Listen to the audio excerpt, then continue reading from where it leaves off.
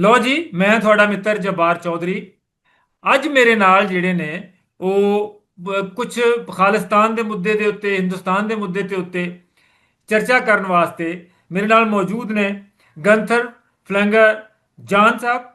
आप जनाब चेयरमैन हैं ऑस्ट्रेलियन कमेटी फॉर नेटो के और ये बड़ी विगोरसली जड़ा ये कैंपेन कर रहे ने इंडिया ਨੂੰ ਬਲਕਨਾਈਜ਼ ਕਰਨੇ ਦੀ ਐਕਸ ਇੰਡੀਆ ਦੀ ਮੁਹਿੰਮ ਚਲਾ ਰਹੇ ਨੇ। ਇਹਨਾਂ ਕੋਲੋਂ ਸਮਝਾਂਗੇ ਅੱਜ ਕਿ ਇਹ ਇੰਡੀਆ ਕਿਸ ਤਰ੍ਹਾਂ ਬਲਕਨਾਈਜ਼ ਹੋਏਗਾ। ਦੂਜੀ ਜਿਹੜੀ ਗੱਲ ਇਹਨਾਂ ਦੀ ਵਿਗੋਰਸਲੀ ਕਰ ਰਹੇ ਨੇ, ਇਹ ਖਾਲਿਸਤਾਨ ਦੀ ਮੂਵਮੈਂਟ ਨੂੰ ਬਿਲਕੁਲ ਜਿਹੜੀ ਨਾ ਉਹ ਸਪੋਰਟ ਕਰ ਰਹੇ ਨੇ ਤੇ ਕਹਿ ਰਹੇ ਨੇ ਕਿ ਮੈਂ ਇਸ ਮੂਵਮੈਂਟ ਨੂੰ ਬਿਗਰ ਮੂਵਮੈਂਟ, ਵੱਡੀ ਮੂਵਮੈਂਟ ਬਣਾਉਣ ਦੀ ਜਿਹੜੀ क्षमता ਰੱਖਣਾ।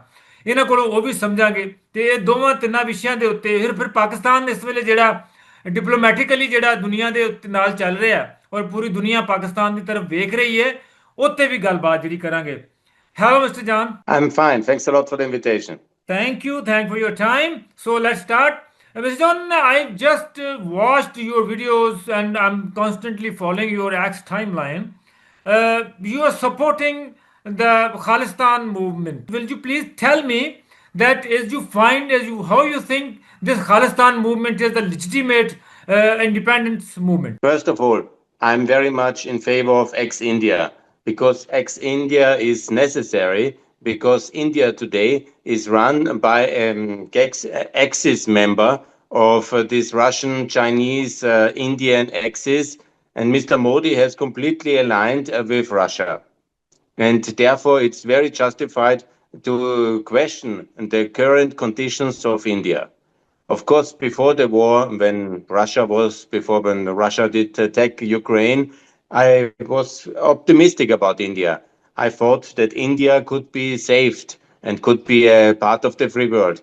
But after 3.5 years, where India has consistently worked with Russia, I am now of the opinion that ex-India is the only way.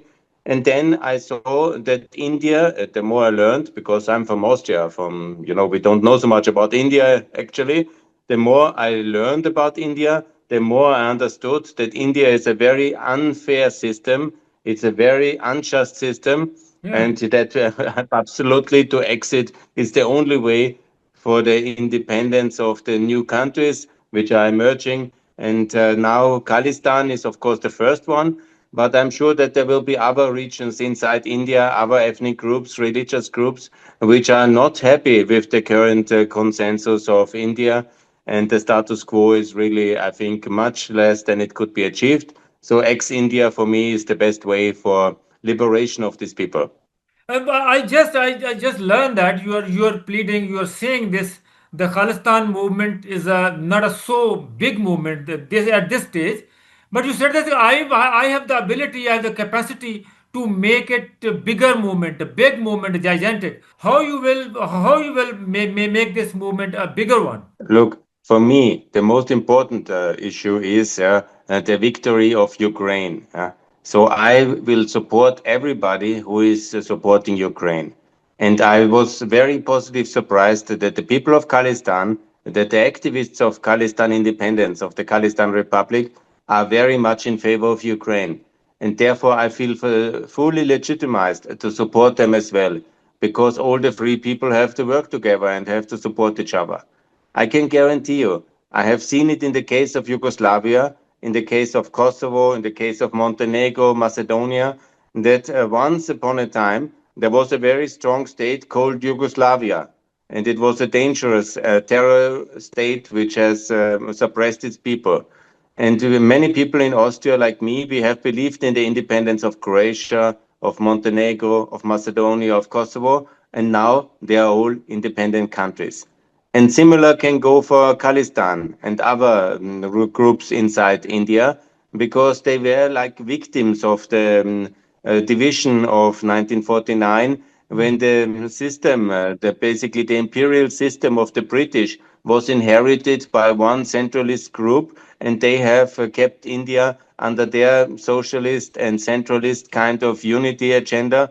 They have suppressed, against the will of the people, many of the ethnic and religious groups, among them the Sikhs and the people of Punjab and Kalistan. So this injustice of 49 is still lingering, and therefore we have to work to support them and to build a public consensus in Europe and in America that Khalistan is a just cause. It's absolutely justified. It has nothing to do with terrorism. It's not a secessionist movement to secede, but it's a just cause of liberation. And that's what I'm going to do. And that's what I think everybody who is in favor of Ukraine, Kosovo, of Israel, of freedom, all the people who fight for freedom and human rights, political rights, democracy, market economy should support Khalistan because their cause is right and fair and must be supported. I just want to learn that. Hey, how, what is the mechanism you have to pace this movement up, to make this a bigger level, to make the other European nations that realize that this is the legitimate movement and should be supported, and India should be balkanized. What the specific roadmap I can say? You know, the first one is to work strategically. We have to find friends in South Asia. So we Friends. must be closer with Pakistan. Pakistan is a NATO global partner, Yeah. and Pakistan has been a strong military ally ever. But Pakistan in the last years have been driven closer to China. And we have to talk to our Pakistani friends to move closer to Europe and to America again. This is very important. And Pakistan will be a vital security partner and also economic partner. The Okay. same is true with Bangladesh. Yeah. What we need to do now is to work with Bangladesh after the positive revolutions of the last years. Now it's necessary to integrate Bangladesh as well into the free world. What kind of mechanisms we have? The first thing is to conclude a free trade agreement with Pakistan and Bangladesh from the European Union. Yeah. This is a very powerful tool. And we must boycott and ban and cancel the agreement which is now negotiated with India. Because India is on the wrong side of history, Bangladesh and Pakistan are on the right side of history, and we must make a free trade agreement with Pakistan and Bangladesh. The second thing is then to invite Pakistan and Bangladesh towards the OECD in Paris, the Global Organization of Market Democracies. So I hope that Pakistani and Bangladesh are getting very clearly to our side and work inside the OECD and work with our structures and work with us as partners. And that will already have a big impact on South Asia. And as well, what is necessary now, you see in the ASEAN summit, which is taking place now, the whole world elite is now in Malaysia for this big summit. It's very important also that we build a closer relationship with our friends in the Gulf states and in ASEAN, because they are part of the free world. They want to be part of the free world, and we must support them. And that's our strategic choice here. And that's what I propose basically, to isolate India and China, Russia, and to work closer with Pakistan. When we speak about India consider itself or saying that it's a very much stronger country, and nobody can balkanize us. We have a unity. We have a unity among. We have a very strong system. We have a very strong army. So how or who will balkanize India? Who will balkanize India? Look, India will balkanize itself. It's So it works like this, yeah. It's not that we have balkanized the Balkan or something like this. It's not that the West has destroyed the Soviet Union. It's not working like this, yeah.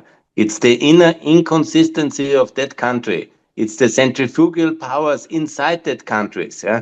It's the lack of success of these countries. It's their bankruptcy as a political, moral, and economic system, which is resulting in their own collapse. And that's the way it works with India as well. India has chosen the wrong side of history now, and India will also not produce the prosperity it needs as long as they are in that camp. And the either, this is also one option, you know. It's also possible that India turns around and breaks with China, breaks with Russia, doesn't buy any weapons anymore, any oil from India, and then maybe India is still to be saved. Yeah, it's also a possibility. I'm nobody who knows the future for sure, but the present level of political governance in New Delhi, I can say that they are driving their country against the wall. And this wall will result in ex-India. Because once they crash economically, once they crash politically, once they are completely isolated on the world stage. Yeah? Then, of course, it's the moment, and the moment will come rather sooner, when Russia will lose the war in Ukraine and economically collapse. And Russia will be the first one to be Balkanized, as you like to say. I prefer the term ex Russia. And you will see when ex Russia comes, it will be a choice for India. Are you going down with Russia or are you changing tax? Yeah? Because it's also possible that India will be a federal state, like a normal federal state, like the United States of America or like Germany, where they treat their minorities well and they allow for prosperity in the periphery and they really transform. It's a possibility. But at the moment, what they have done in the last 3.5 years, they are going into the abyss. And that's the moment when ex-India will come because the people will simply have enough. And they will say, I cannot longer live in such a country like India, which is treating its minorities terrible, which is allying themselves with genocidal maniacs like Russia and Putin, and that nobody really wants. And then the internal centrifugal powers of India will tear that nation apart. Mr. Gunther, I just smelling from you, just realizing that you are against India, or you talking about the balkanization of India because India is a partner of Russia, and Russia is fighting war with Ukraine. If someday, as the Mr. Trump is saying this, if the Russia and Ukraine war is settled, then would your perspective would against it would be India. Is there to find that there will be no dispute of Ukraine, there is no war, so India will can live happily? Look, we have to see. First of all, there is no immediate settlement of the Russia-Ukraine war because Putin continues every day again. And he is throwing ever more of the resources of his allies, of Russia and India, into his big struggle into this war.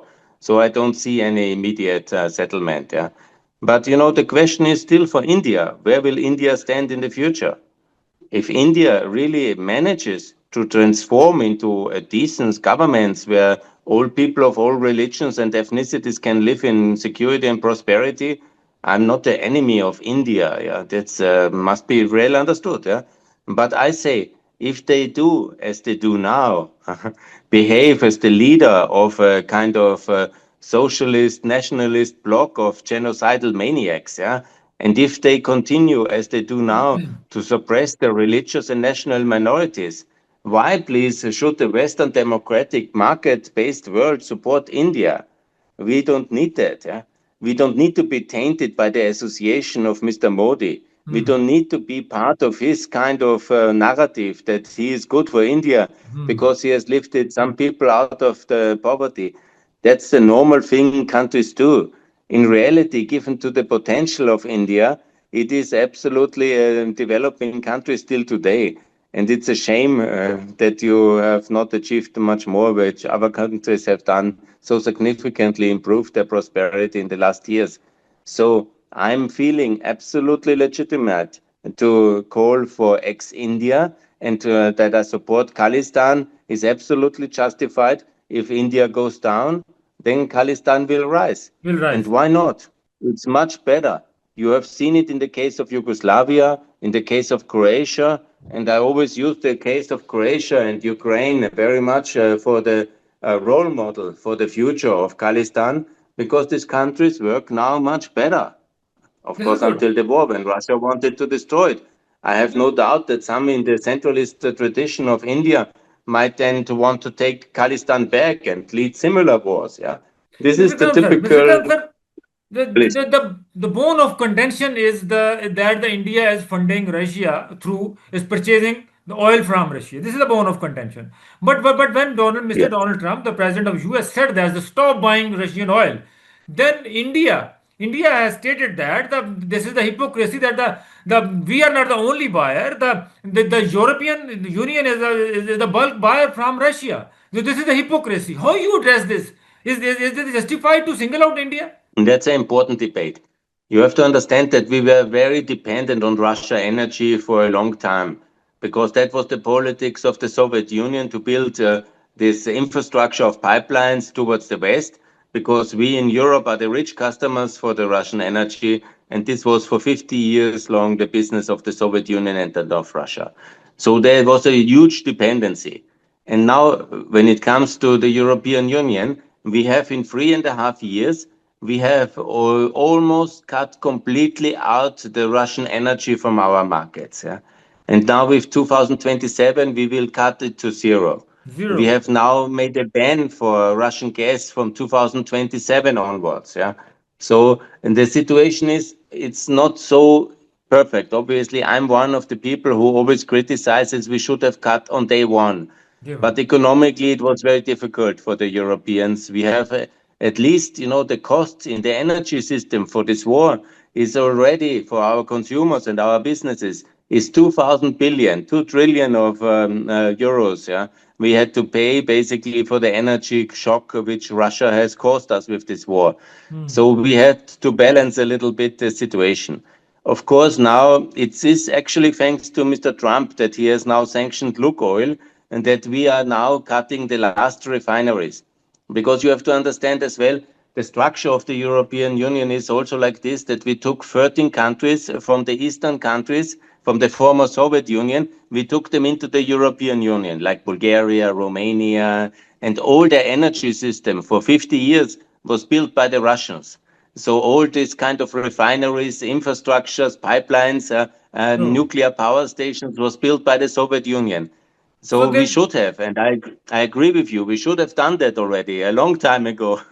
But it's very expensive and we were a little bit lazy. And never forget, many of our politicians thought, and this was maybe also a good policy for some years, we buy energy from the Russians and they don't kill us. So this, that was basically the deal with Russia. We buy so, money, energy, they don't kill us. But unfortunately, Mr. Putin has broken the deal because we bought the energy until the war and still in the war, and still he is killing us. And so we are no longer obliged. And you will see that we will finish all these oil deals very, very soon completely. And Russia will go completely bankrupt, will be balkanized then. And you have to be watching so, then so this India is joining it or so not. coming at the last. You support the Khalistan, and till now, Khalistan referendum is going to happen in Ottawa the next month in November 23rd. So how you think this the referendum though this is non-binding referendum, but it's happening in different countries like Europe, UK, and then now in Canada. So, what's your thought on this Khalistan referendum exclusively? And will you and is this possible for you to join this campaign as well? Yes, I think it's very good that this referendum takes place, and it's very, very important to participate. I call on everybody to participate because if you want the support of the free world, you have to show that your cause is strong and legitimate. So everybody who votes, everybody who goes and participates in this referendum is a supporter for the better future for your children and your families and for your nation. So I absolutely say that this is very good. And it should be held all over the free world, such a similar referendum, to collect the public awareness and to build it that India must be axed and Khalistan must be free. Thank you, Mr. Gunther. Thank you so much for your time. ਮਿੱਤਰੋ ਦੋਸਤੋ mister ਗੰਥਰ ਨੇ ਤੁਹਾਨੂੰ ਦੱਸਿਆ ਕਿ ਉਹ ਹਾਮੀ ਨੇ ਖਾਲਿਸਤਾਨ ਦੇ ਤੇ ਖਾਲਿਸਤਾਨ ਰੈਫਰੈਂਡਮ ਦੇ ਵਾਸਤੇ ਉਹਨੇ ਸੱਦਾ ਵੀ ਦਿੱਤਾ ਸਾਰਿਆਂ ਨੂੰ ਉਹ ਕਹਿੰਦੇ ਨੇ ਕਿ ਇੰਡੀਆ ਨੂੰ ਜਿਹੜਾ ਬਲਕਨਾਈਜ਼ ਹੋਣਾ ਲੇਕਿਨ ਉਹ ਕਹਿੰਦੇ ਨੇ ਕਿ ਮੈਂ ਪੁੱਛਿਆ ਕਿ ਕੌਣ ਕਰੇਗਾ ਉਹ ਕਹਿੰਦੇ ਨੇ ਇੰਡੀਆ ਆਪਣੇ ਭਾਰ ਤੇ ਡਿੱਗੂ ਆਪਣੇ ਭਾਰ ਦੇ ਨਾਲ ਬਲਕਨਾਈਜ਼ ਹੋਏਗਾ ਤੇ ਅਸੀਂ ਦੇਖਦੇ ਹਾਂ ਤੇ ਅਸੀਂ ਧੰਨਵਾਦ ਕਰਦੇ ਹਾਂ ਮਿਸਟਰ ਗੰਥਰ ਦਾ ਕਿ ਇਹਨਾਂ ਨੇ ਸਾਨੂੰ ਟਾਈਮ ਦਿੱਤਾ ਤੇ ਚੜ੍ਹਦੀ ਕਲਾ ਚ ਰਹੋ ਤੇ ਰੱਬ ਰਾਖਾ thank you mister Gunther thank Thank you you. It was God a bless you. pleasure, God Mr. bless you. Chaudhary.